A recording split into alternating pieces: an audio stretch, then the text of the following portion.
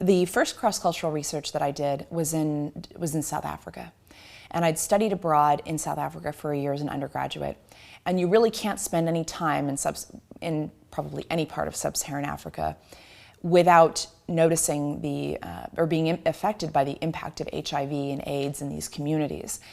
And I spent a lot of time working with children who'd been orphaned by AIDS, and became very curious about AIDS education programs. And I mean, much of the world has kind of moved on from this, but this disease has truly decimated the lives of millions and millions of people.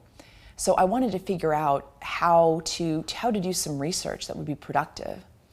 And one of the things that I found astonishing in doing more research about this is that there was almost no research on how local populations think about the illness.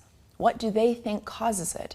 What kinds of indigenous and local belief systems do they use to interpret this illness? So AIDS is relatively new in these communities, but misfortune is not, illness is not.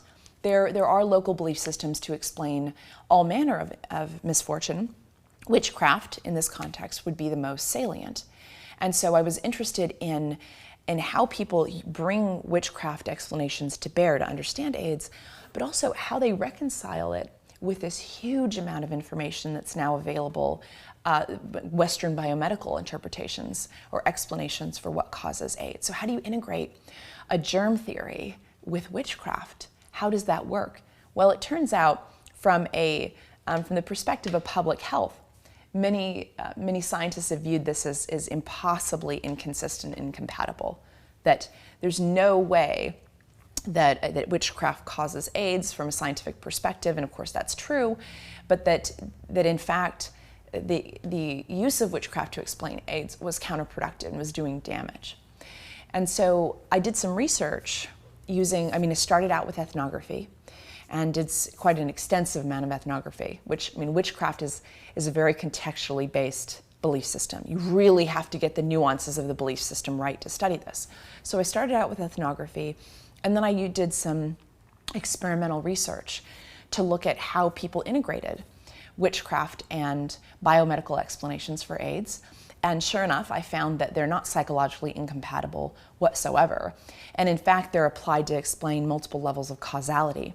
So witchcraft is most often used to explain the kind of distal cause, the why me, why was I in the path of that person at that particular time, where the germ theory or the AIDS virus is used as a proximate mechanism. So then people aren't viewing these as inconsistent necessarily at all, but they rather integrate their belief systems in some ways very psychologically sophisticated ways. So that seems to imply very different public health in terms of outreach strategies. Absolutely. Very different prescriptions, right? Absolutely. And I think the key is people are deeply pragmatic, that in a context where there is insufficient access to resources to treat the illness. It's not that people are appealing to witchcraft and explanations exclusively and denying access to antiretrovirals or whatever the case is. They're pragmatic, but in the absence of sufficient treatments, people seek out a great variety of other options. That's not just true of South Africans, that's true of all people.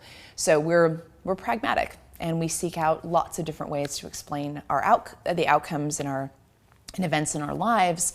And I think it's one of the most fundamental human questions is trying to determine why something happens to us in particular.